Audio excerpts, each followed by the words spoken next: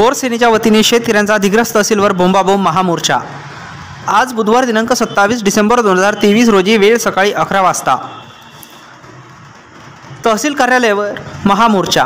आज महाराष्ट्रामध्ये मोठ्या प्रमाणात नैसर्गिकरित्या शेतमालाचे नुकसान झाले आहे।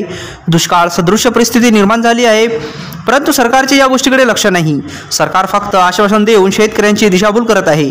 शेतकऱ्यांच्या पिकाला काही भाव नाही, तुटपुंजा स्वरूपात विमा शेतकऱ्यांना देऊन एक प्रकारची थट्टा सरकार करीत आहे। शेतकऱ्यांच्या तोंडाशी आलेले पीक आज मातीमध्ये गेले आहे।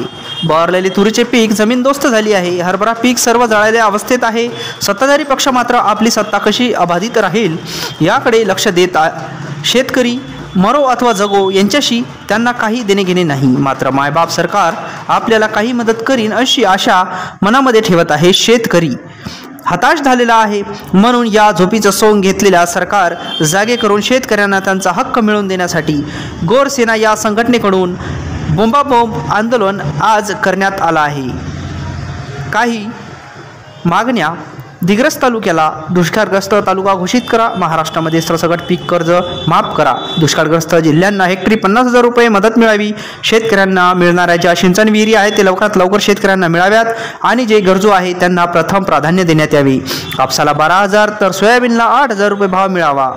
बऱ्याच ठिकाणी शेतकऱ्यांना शेतीसाठी पाणी आहे, परंतु विद्युत कनेक्शन नाही, तर ज्या शेतकऱ्यांना डीपीसाठी निवेदन दिले आहे अशा शेतकऱ्यांना लवकरात लवकर विद्युत कनेक्शन जोडून द्यावे। अनेक गावामध्ये शेतकऱ्यांना शेतीपर्यंत पोहोचण्यासाठी रस्ते नाही, तर ते पांदण रस्ते शेतीमध्ये जाण्यासाठी सोयीचे नाही, तरी तालुक्यातील ज्या शेतकऱ्यांनी पांदण रस्त्यासाठी निवेदन दिले आहे अशा शेतकऱ्यांना लवकरात लवकर पांदण रस्ते करून द्यावे। PM किसान व नमो महाशेतकरी सन्मान योजना प्रतिमाह 4,000 रुपये देण्यात यावी। शेतकऱ्यांच्या या हक्काच्या लढाईमध्ये तालुक्यातील सर्व शेतकऱ्यांनी मोठ्या संख्येने उपस्थिती दर्शविली। पाहत राहा पुढे इंडियन न्यूज। हडक ओढणाऱ्या थंडीत उंच तोडणाऱ्या आया बहिणीकडे दाखवा, या जगाचा पोशिंदा तो आणि काळ्या बाजारात विकलं जाणारं आमचं राशन दाखवा। एकदा शेतकऱ्यांच्या पोराच्या तुटलेल्या पाट्या आणि हरवलेली पुस्तके नांगरलेल्या शेतात हरवलेली आहे। शेतकऱ्याच्या पांढऱ्यामधले कुठेतरी मातीमध्ये चाललो। तुम्हाला सगळ्यांना माहित आहे का सकाराची दुःखद परिस्थिती आहे।